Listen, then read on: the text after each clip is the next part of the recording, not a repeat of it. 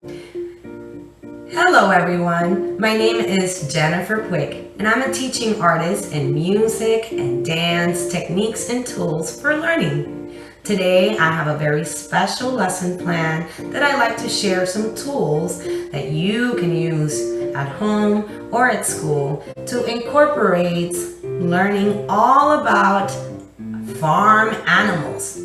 With the book, There Was an Old Lady Who Swallowed a Fly. So I would ask students right away. Zzz, I see a fly moving about. Zzz, let's catch one. Can you help me now? Here we go. 1, 2, 3. Zzz, catch it. And bring it inside your mouth. What just happened? That's right. Yuck. We just swallowed a fly. And a fly is an insect that flies about. And I have a lady that's here today that would like to tell you what it's all about. There was an old lady who swallowed a fly. I have a box with a lady inside. Let's reach in and see what hides. Ooh. Hello everyone. My name is the old lady who swallowed a fly. And today I want to show you what a musical band is all about. Did you know the song Old McDonald's had a farm, E-I-E-I-O? Well, did you know that you can adapt the song to say my name? That's right, my name. And the song would go like this. There was an old lady who swallowed a fly, E-I-E-I-O. And on her farm she had a band, E-I-E-I-O. With a zzz here and a zzz there, here's, there's, everywhere. There was an old lady who swallowed a fly, E-I-E-I-O. Zip. Uh-oh. The fly would begin to fly about. Bzzz, and all of a sudden, the old lady swallowed that fly. Once the students see the old lady swallowing the fly, we might ask the students, why did she swallow a fly? You hear all kinds of wonderful answers. Some say that it's because she had her mouth open. Some say that it's because she was hungry.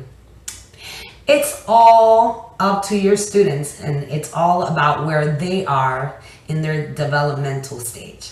So, another thing that we can do in this lesson plan is practice a variety of farm animals from small to big, and also a great opportunity to practice phonemes and the sounds of letters which the animals start. For this demonstration, I'm going to demonstrate how I would bring about 3 animals with the same song. So as we know, Old McDonald's had a farm talks about a variety of animals. But in this case, we want to convince the students that the old lady wants to create a musical band. And a musical band is made of many different musicians and instruments. Do animals make music? Do they have instruments? They don't have instruments, but they do make lovely sounds. So I have a box with an animal inside. Let's open up and see what hides. I might bring out a dog. And so I would ask the students, what does a dog sound like? That's right, it can sound woof woof, or it can sound ruff ruff.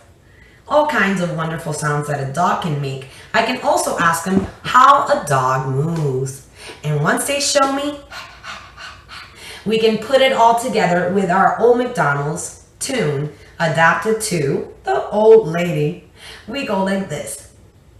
There was an old lady who swallowed a band, E-I-E-I-O. And on her band she had a dog, E-I-E-I-O.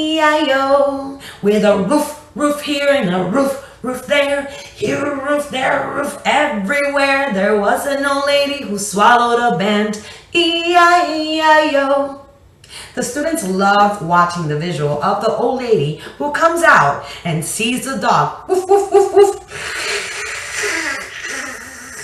Whoop, uh-oh. All the other animals would come out the same way. The bird, tweet, tweet, tweet, tweet. The cow, moo. And incredibly enough, this puppet gets to swallow all the animals in the book. There was an old lady who swallowed a fly. The bag or box of dances is a technique that you can use where visuals are used to practice a variety of concepts. In this case, what do you think? I see we can practice sorting animals by size. We can also practice counting animals that came out of the box or that the old lady swallowed. We also practice the sounds the animal makes, as well as their movements. At the end of class, I might incorporate a visual where we recognize this is an old lady and she has a band. How many musicians or how many animals did we see her swallow today? And they might recognize first the fly. How does it sound? Zzz. How does it move? Zzz. And then, that's right, second came the bird. Tweet, tweet, tweet, tweet. You can also use fine motor skills to ask the students to show you how a bird would move as they review and assess what they've learned about. What about this? She swallowed a dog. And that's right, a dog sounds woof woof or ruff ruff or and last but not least, a cow. When working with 3 to 5 year olds, we always want to consider that about 3 to 4 animals is a great amount to work with or sequence. And in the same way that the animals came out, we say goodbye to the animals, another great opportunity to assess what they learned. What came last? The cow. How does it sound? Moo. The dog, woof woof, and so forth, until we get to the very last animal, or the first animal, I should say, which was a fly. Now there's an amazing song that's called Shoo Fly, Don't Bother Me. We love to incorporate this as a closing chant and as a way for students to recall this very special insect that they first saw during the lesson. Show me your flies. Zzz. Shoo fly, don't bother me. Shoo fly, don't bother me. Shoo fly, don't bother me. 'Cause I belong to somebody. Shoo fly, don't bother me. Shoo fly, don't bother me. Shoo fly, don't bother me. 'Cause I belong to somebody. The end. I hope these tools and techniques is something that you are able to consider to incorporate in your classrooms and in your learning. Fun and creativity is key in the arts. And when we use music and dance and visual art tools, anything that belongs to the arts, we are doing this world a whole lot of good. May you enjoy it. May you use it. May you practice it. Let me know if you have any questions. We're always here to serve.